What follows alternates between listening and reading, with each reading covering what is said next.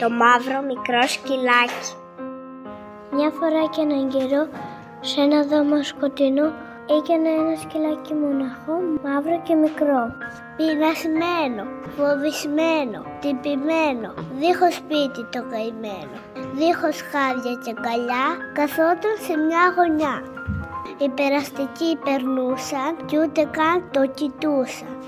Ώσπου ένα κοριτσάκι κοιτάζει στρογγυλά, πλησιάζει αργά, το παίρνει αγκαλιά και του λέει ψιθυριστά: μικρό σκυλάκι, μη φοβάσαι, από εδώ και μπρος μαζί μου θα είσαι. Θα σε πλύνω, θα σε ταΐσω, εγώ θα σε φροντίσω. Θα σε πάω στο γιατρό, θα σε περιποιηθώ. Ράκι, θα σε πω. Από εκείνη την ημέρα είναι πάντα μαζί, φίλοι για μια ζωή. Το μικρό σκυλάκι όμορφα περνάει με το κοριτσάκι. Τρέχουν, παίζουν, κάνουν σκανταγιές και βόλτες στις γειτονιές. Κάθε φορά στα μάτια την κοιτά και της μιλά ψιθυριστά. Σε ευχαριστώ, χρωστάω πολλά. Μαζί σου η ζωή μου είναι γεμάτη χαρά. Και το κοριτσάκι το παίρνει αγκαλιά και το απαντάει τυφερά.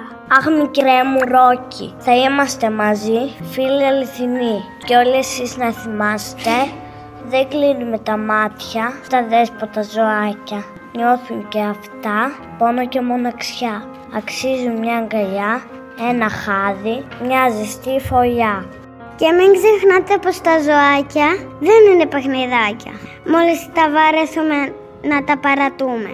Έχουν και αυτά ψυχή και έχουν ανάγκη από αγάπη δυνατή.